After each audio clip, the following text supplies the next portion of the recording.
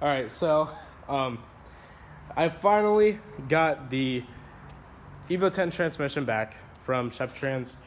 Finally, it is all clean.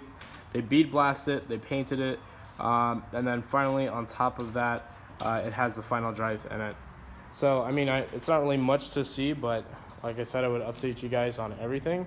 So yeah, I mean, we're talking upgraded everything. I guess they did upgrading bearings, upgraded the final drive, and then on top of that, it also has a brand new bell housing due to a crack that they found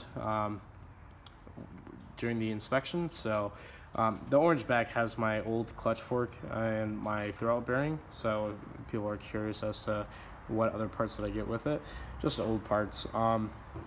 Well, other than that, I mean, this thing is ready for power. I'm just waiting for the engine to come back, and of course, I'll update you guys with that as soon as possible. So stay tuned.